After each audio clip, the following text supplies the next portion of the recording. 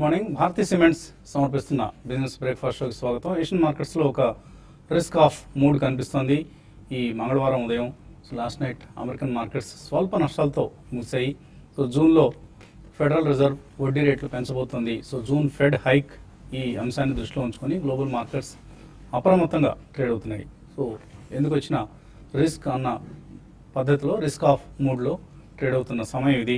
So Asian మార్కెట్స్లో ముఖ్యంగా నికీ almost 1%, 0.8% నష్టంతో ట్రేడ్ అవుతోంది. అలాగే Shanghai, KOSPI, Strides times, Taiwanese index, Hong Kong చెందిన హ్యాంగ్సెంగ్ ఇవన్నీ కూడా నష్టాలతో ట్రేడ్ అవుతున్న సమయం ఇది. ఎస్ఎక్స్ నిఫ్టీ కూడా ఒక వీక్ ఓపెనింగ్ను సూచిస్తూ స్వల్ప నష్టంతో ట్రేడ్ అవుతోంది.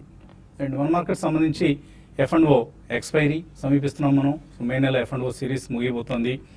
బయర్స్ స్ట్రైక్లో ఉన్నారు ప్రస్తుతానికి. సో సెల్లర్సే ఎక్కువ యాక్టివ్గా ఉన్న సమయం ఇది. వోలటైలిటీ తిరిగి మార్కెట్స్లో జోరుగా కనిపిస్తుంది మనకు. నిన్న కూడా మనం చూసాం నిఫ్టీ ఆల్మోస్ట్ 200 పాయింట్స్ స్వింగ్ అయింది.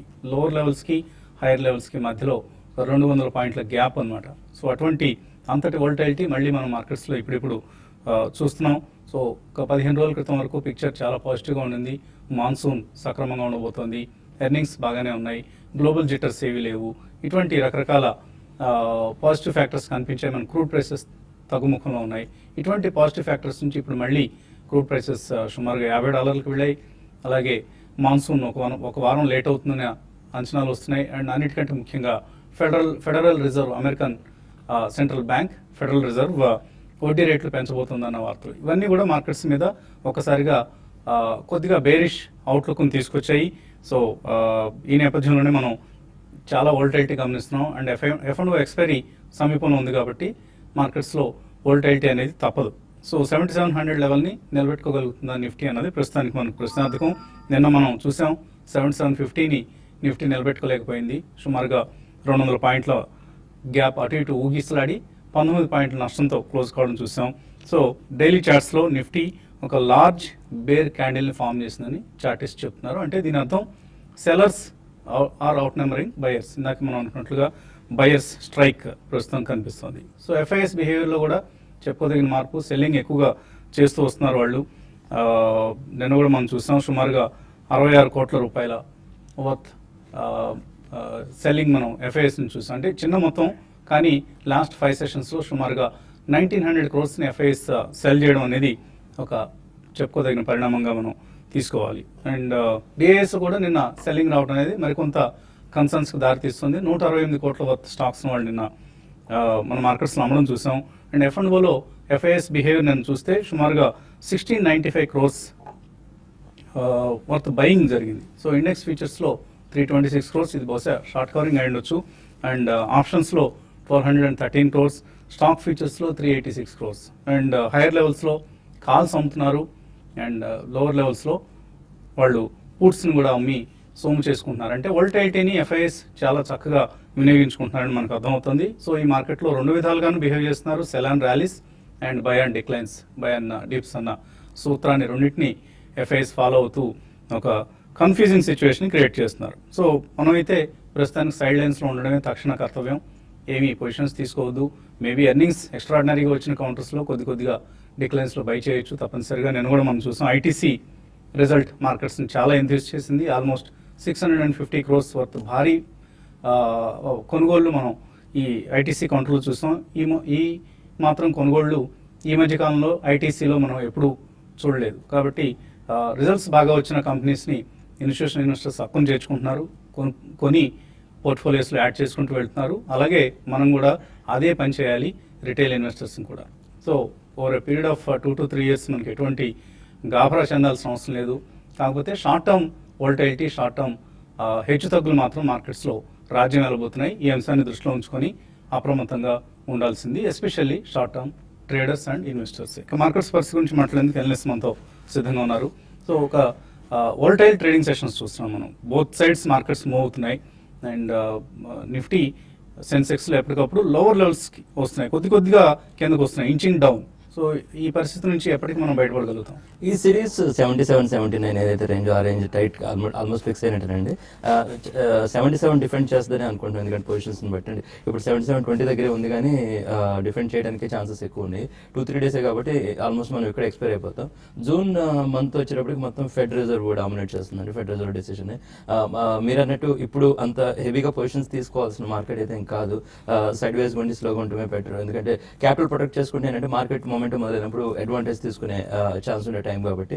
ఇప్పుడు హడావుడి పడితే ఏమవుతుందంటే క్యాపిటల్ బ్లాక్ అయిపోతే తర్వాత లోవర్ లెవెల్స్ వచ్చినా కూడా మళ్ళీ ఇన్వెస్ట్ చేయడానికి మన దగ్గర క్యాపిటల్ ఉండకపోవచ్చు. సో కాబట్టి ఏంటంటే ఇప్పుడు ప్రస్తుతం ఏంటంటే పెద్ద అగ్రెసివ్గా ఉండకపోవటమే బెటర్ అని మీరే చెప్పారు. అది ఆ సలహాన్ని నేను కూడా ఇస్తున్నాను. అంటే కొన్ని మనం చక్కటి రిజల్ట్స్ ఇచ్చాయి ఈ మధ్య. మనం సింట్లెక్ డిజైన్ కావచ్చు, KPIT Technologies, Take Solutions or UPL, even sugar companies like Balrampur Chini, some fertiliser companies like NFLs లాంటివి, ఇటువంటి కౌంటర్స్ లో బయింగ్ వెళ్ళొచ్చు. మీరు చెప్పిన దాంతో పాటు సొమాని సెరామిక్స్ నిన్న ఒకటి చాలా మంచి రిజల్ట్స్ వచ్చింది. సో సెలెక్ట్ పాకెట్స్ లో మంచి రిజల్ట్స్ వచ్చినాయి చాలా ఉన్నాయండి. సో అవి కనుక ఇప్పుడు మార్కెట్ కరెక్షన్ తో ఇన్ఫ్లుయెన్స్ అన్ని కరెక్ట్ అవుతుంది, అది పెద్ద విషయం కాదు. కాదంటే ఆ కిందకు వచ్చినప్పుడు ఇటువంటి మంచి కంపెనీస్ దృష్టిలో పెట్టుకొని అవి లోవర్ లెవెల్స్ లో కొనుక్కోవడం మంచి సలహా అండి.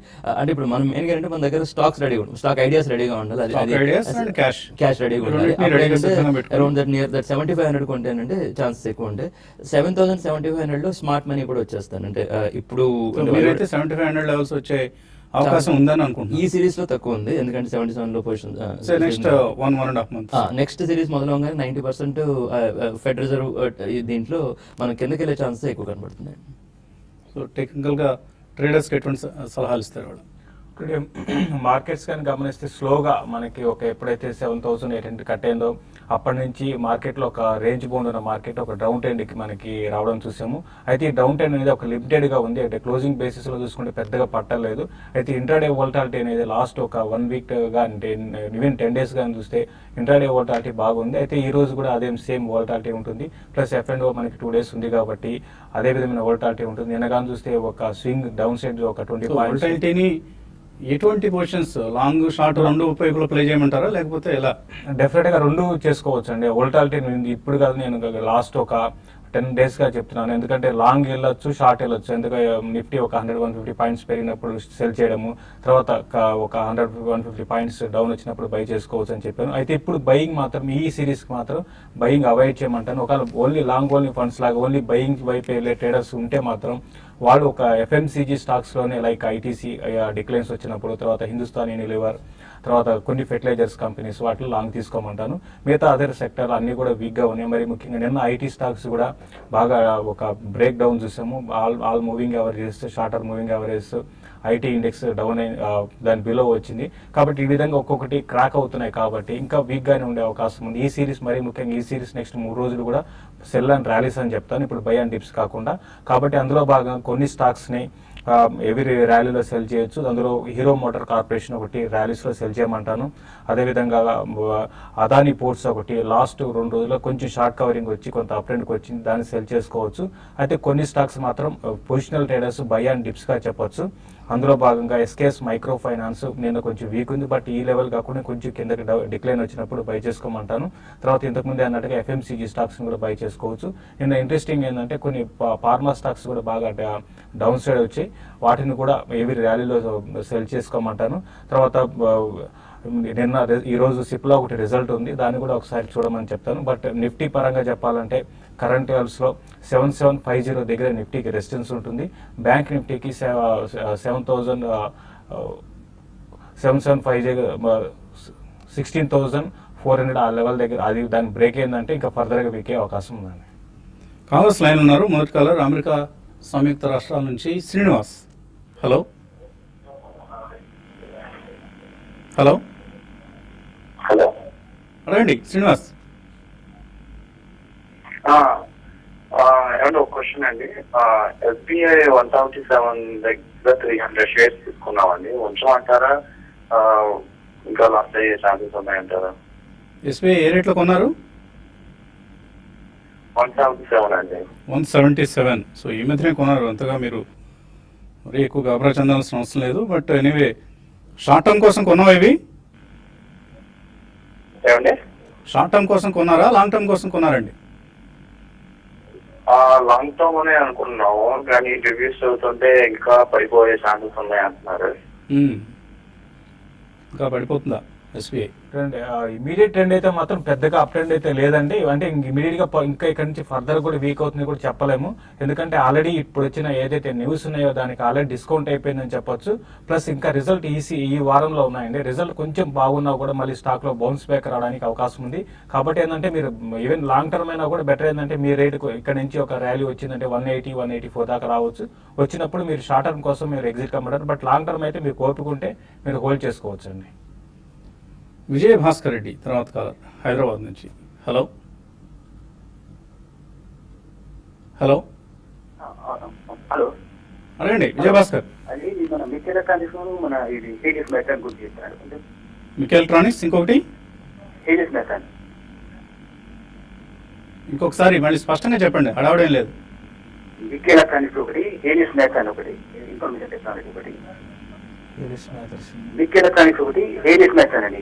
హీలియస్ మ్యాథ్సన్. ఓకే అవునండి. ఓకే అండి, అడవుడుగా ఉన్నారు మీరు. చెప్పంటారా మిక్ ఎలక్ట్రానిక్స్ అయితే మాత్రం వద్దని చెప్తానండి. రీసెంట్ గా తీసుకుంటే మనకి ఈ స్టాక్ లో కొంచెం ర్యాలీ వచ్చింది. ఇదేంటంటే ఎక్కువ స్పెక్యులేటివ్ మూవ్ అండి. మరి ముఖ్యంగా మార్కెట్ ఇటువంటి టైంలో ఉన్నప్పుడు ఎంఐసి మిక్ ఎలక్ట్రానిక్స్ ని అవాయిడ్ చేయమని చెప్తాను. కొంచెం డౌన్ సైడ్ వచ్చినప్పుడు మళ్ళీ స్పెక్యులేటివ్ బెట్టింగ్ అయితే తీసుకోండి, లేదంటే మాత్రం ఫర్దర్ గా అంటే ఇన్వెస్ట్మెంట్ కి అయితే వద్దని చెప్తానండి. ఎల్సిన్ మ్యాథ్స్ అయితే నాకు తెలిసి ఇది కంపెనీ ఏదైతే ట్రేడ్ అయితే కాటలేదండి. ఇది డీలిస్ట్ అయింది. మళ్ళీ రీలిస్ట్ ఎప్పుడు అవుతుందో మాత్రం నాకు తెలియదండి. అలాగే మనం మ్యూచువల్ ఫండ్ పెర్ఫార్మెన్స్ గురించి మాట్లాడుకునే మంగళవారం ఇది. సో నార్మల్గా మన అనలిస్ట్ మన మ్యూచువల్ ఫండ్ ఎక్స్పర్ట్స్ చెప్తుంటారు థిమాటిక్ ఆర్ సెక్టరల్ ఫండ్స్ని అవాయిడ్ చేయండి అంటూ. కానీ ఇంక్లూడింగ్ మన మ్యూచువల్ ఫండ్ అనలిస్ట్ బాలరాజు గారు, మన ప్రోగ్రాంలో పాల్గొనే బాలరాజు గారు కూడా తరచుగా చెప్తూ ఉంటారు బ్యాంకింగ్ లాంటివి or FMCG or some IT oriented or pharma oriented thematic funds or sectoral funds అంటాం, అటువంటి వాటిని అవాయిడ్ చేయమని చెప్తుంటారు. కానీ లాస్ట్ 10 years ట్రాక్ రికార్డ్ చూస్తే ఆ స్కీమ్లే బెస్ట్ రిటర్న్స్ ఇచ్చాయి. ఇంక్లూడింగ్ మనం నిఫ్టీ 50ని, సెన్సెక్స్ని, నిఫ్టీ బ్యాంక్ని కూడా బీట్ చేస్తూ రిటర్న్స్ ఇచ్చాయి లాస్ట్ 10 yearsలో. For instance banking schemes on an average 16% annualised return ఇచ్చాయి. అలాగే ఎఫ్ఎంసీజీ ఫండ్స్ 16.63, అలాగే pharma 16.79, small cap funds average 13%తో చూసుకుంటే ఈ 3 సెక్టర్స్ కూడా బ్యాంకింగ్, ఎఫ్ఎంసీజీ, ఫార్మా కూడా చక్కటి రిటర్న్స్ ఇచ్చాయి ఓవర్ ఏ లాంగర్ హొరైజన్. ఎందుకంటే ఇవన్నీ కూడా ఎస్పెషల్లీ బ్యాంకింగ్ కావచ్చు, మనకు ఇతరత్ర ఇన్ఫ్రా కావచ్చు, ఇటువంటివి ఏంటంటే ఎకానమీ ఫేసింగ్ సెక్టర్స్ అంటాం. సో ఎకానమీ ఫేసింగ్ సెక్టర్స్ ఏంటంటే సైకిల్స్ ఉంటాయి. సో ఎవ్రీ 3 to 4 yearsకి ఒక సైకిల్ మారుతూ ఉంటుంది. సో 10 years హొరైజన్తో కనుక ఎవరైనా ఇన్వెస్ట్ చేయగలిగితే డెఫినెట్గా ఈ ఫండ్స్లో, ఈ థిమాటిక్స్ ఫండ్స్లో కూడా చక్కటి రిటర్న్స్ వస్తాయనడానికి ఈ రిటర్న్స్ పర్సంటేజ్ ఒక ఉదాహరణ. For instance Reliance banking fund మనకు 2,000 కోట్ల రూపాయలతో నడిచే ఒక పెద్ద బ్యాంకింగ్ ఫండ్ ఇది, థిమాటిక్ ఫండ్. లాస్ట్ 10 yearsలో యావరేజ్ రిటర్న్స్, యాన్యువలైజ్ రిటర్న్స్ 18% వచ్చాయి. So don't just throw away the sectoral funds. చక్కటి ఫలితాలను ఇస్తున్న స్కీమ్స్ కూడా ఉన్నాయి. సో అటువంటి వాటిని కనీసం మన పోర్ట్ఫోలియోలో ఒక 5 to 10% వాటికి కూడా మ్యూచువల్ ఫండ్ పోర్ట్ఫోలియోలో స్థానం కల్పించడం సముచితంగా ఉంటుంది. Don't ignore thematic funds. చిన్న బ్రేక్ తీస్తున్నాం ఇప్పుడు.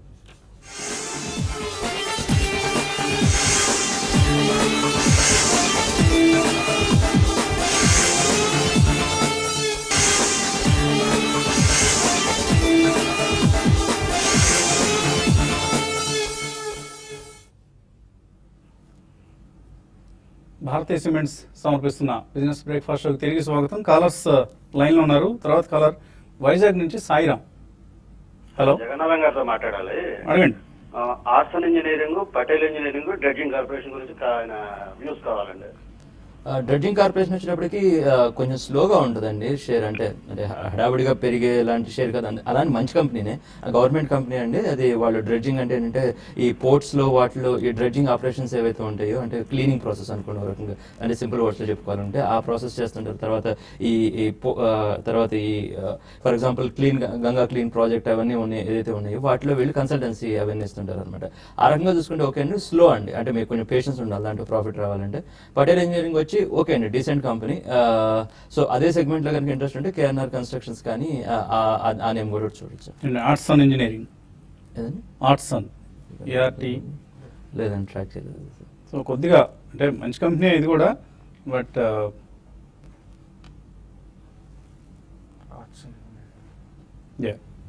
ఆర్ట్స్ అండ్ ఇంజనీరింగ్ మీరు అంటే ఇన్వెస్ట్ చేయాలనుకుంటే దీనికన్నా క్వాలిటీ స్టాక్స్ ఉన్నాయండి. బట్ ఇది ఫండమెంటల్స్ అంత బాగానే ఉన్నాయి, పెద్ద గొప్పగా అయితే లేవండి. బట్ రీసెంట్ గా మాత్రం ఒక కన్సాలిడేషన్ లో ఉంది. మీరు లాంగ్ టర్మ్ ఇన్వెస్ట్మెంట్ కోసం అయితే క్వాలిటీ స్టాక్స్, దీనికన్నా క్వాలిటీ స్టాక్స్ ని మీరు ఇన్వెస్ట్ చేసుకోవడం బెటర్ అండి. సో లో ప్రైస్ స్టాక్ కాబట్టి మీరు ఇంట్రెస్ట్ చూపిస్తున్నట్లు కనిపిస్తుంది. తర్వాత కలర్ హైదరాబాద్ నుంచి శివ. హలో శివ, అడగండి. నమస్తే అండి. నమస్తే, అడగండి. ఐటీసీ కంపెనీ రీసెంట్ గా డిక్లేర్ చేసిన డివిడెండ్ అండ్ బోనస్, ఈ రెండింటికి రికార్డ్ డేట్ తెలియజేయండి. ఇంకా ఇవ్వలేదు అనుకుంటా అండి, రికార్డ్ డేట్ ఇవ్వలేదు, నిన్నే కదా అనౌన్స్ చేశారు. జనరల్లీ ఏంటంటే ఒక 1.5-2 months పడుతుందండి. అంటే ఇప్పుడు మనం మేలో ఉన్నాం కాబట్టి మీరు జూలై మిడ్ అంటే ఎగ్జాక్ట్ డేట్ చెప్పే ప్రయత్నం చేద్దాం, 1 or 2 days లో మేము ప్రోగ్రామ్ లో చెప్దాం. లేదంటే జనరల్గా ఏంటంటే జూలై ఎండ్ అంటే ఏదైతే మన ఏజిఎం జరుగుతుంది company annual general meeting around ఆ టైంలో రికార్డ్ డేట్ అది పెడుతుంటారండి. మీకు ఒక 2 months పడుతుందండి. అంటే హడావుడిగా అంటే ఇమ్మీడియట్గా అయితే అండి 2 days లో వచ్చే బోనస్ అయితే కాదండి అది. సో మీరు ఆల్రెడీ హోల్డ్ చేస్తుంటే రికార్డ్ డేట్ వచ్చేంత వరకు హోల్డ్ చేయండి, అప్పుడే ఆ బెనిఫిట్స్ మీకు అందుతాయి, డివిడెండ్ అయినా బోనస్ అయినా కూడా. అదర్వైజ్ బెనిఫిట్స్ మిస్ అవుతారు. తర్వాత మనకి ఈమెయిల్స్ అందాయి. దుర్గా ప్రసాద్ అడుగుతున్నారు, Menon Pistons, Shri Pushkar Chemicals, Reliance Industries, Eveready, ఈ 4 కూడా 4 ఏది బెటర్ స్టాక్ ఎంటర్ కావాలి? రిలయన్స్ ఇండస్ట్రీస్ ఒకటి ఏంటంటే ఇప్పుడు చాలా సంవత్సరం అంటే ఆల్మోస్ట్ 5-6 years నుంచి ఒక రేంజ్ లోనే ఉందండి, 800-1,000 రూపీస్ రేంజ్ లోనే ఉంది. వాళ్ళంటే ఇప్పుడు రిలయన్స్ 4G వచ్చి అంటే రిలయన్స్ జియో వాటిలో బాగా పాపులర్ అయితే అది చెప్పడం ఇప్పుడు ఇంకా చెప్పడం కష్టం, ఎందుకంటే ఇంకా లాంచ్ అది ఇంకా ఫుల్ ఫ్లెడ్జ్డ్ అవ్వలేదు కాబట్టి. సో అది చూడాలి అయిన తర్వాత దాని ఎఫెక్ట్ ఎలా ఉంటుందని చెప్పి. ఇప్పటికైతే ఒక రేంజ్లోనే ఉంటుందని అనుకోవాలండి, ఎందుకంటే ఆల్మోస్ట్ దాని మీద 1,00,000 కోట్లు పెట్టారు కాబట్టి ఎంత రిటర్న్స్ వస్తాయి ఏంటని చూడాల్సిన అంశం. ఎవరైతే వచ్చేటప్పటికి కంపెనీ మంచి కంపెనీ అంటే మాకు బుల్లిష్ వ్యూనే ఉంది. అది కంపెనీ అగ్రెసివ్ ప్రైసింగ్ కూడా చేస్తుంది, మార్జిన్స్ కూడా ఓవరాల్ ఓకే. మీరు చెప్పిన వాటిలో ఈ 2 ప్రామినెంట్ నేమ్స్ అని నా ఉద్దేశం. అరవింద్ అడుగుతున్నారు, Just Dial, Jet Airways, Yes Bank, ఈ 3 ఇన్వెస్ట్ చేద్దాం అనుకుంటున్నారు, చేయొచ్చా? కంపెనీస్ ఓకేనండి. అయితే ఏంటంటే స్టాక్ సెలెక్షన్ ఇంకొంచెం బాగానే చేసుకోవచ్చు, ఎందుకంటే జస్ట్ డైల్ వచ్చినప్పటికి ఏంటంటే ప్రాబ్లం అది చాలా హెవీ కాంపిటీషన్ ఫేస్ అవుతుంది. ఇప్పుడు ఫ్లిప్కార్ట్, అమెజాన్ ఇవన్నీ వచ్చినప్పుడు ఏంటంటే జనాలు ఏంటంటే ఇప్పుడు ఆటోమేటిక్గా ఆ వెబ్సైట్కి వెళ్తే మీకు ప్రొడక్ట్ చూడొచ్చు, బై చేయొచ్చు. జస్ట్ డైల్ ఏంటంటే ఓన్లీ మీకు ఒక రకంగా ఇన్ఫర్మేషన్ ఒకటే వస్తుంది, ఒక డైరెక్టరీ లాంటిది అనమాట. అందుకని ఏంటంటే ఈ ఫ్లిప్కార్ట్ అని పాపులర్ అయిన తర్వాత జస్ట్ డైల్ కొద్దిగా అవుట్ ఆఫ్ రెడార్ వెళ్ళిపోయింది కంపెనీ. సో ఆ రకంగా చూసుకుంటే పెద్ద స్ట్రాంగ్ నేమ్ అని చెప్పాలి. 3 కూడా ఎస్ బ్యాంక్ మీరు Yes Bank strong. ఇన్వెస్ట్ చేయొచ్చు, మిగతా 2 అవాయిడ్ చేయండి. బొబ్బా నాస్ అన్న పేరుతో వచ్చింది, కింద సుజాత అని రాశారు. డెనోరా ఇండియా ఫండమెంటల్స్ ఎలా ఉన్నాయి, లాంగ్ టర్మ్ కోసం కొనుక్కోవచ్చు. ఇది వాటర్ ట్రీట్మెంట్ కెమికల్స్ బిజినెస్లో ఉంది, ఎంఎన్సీ సబ్సిడరీ, 0 debt స్టేటస్.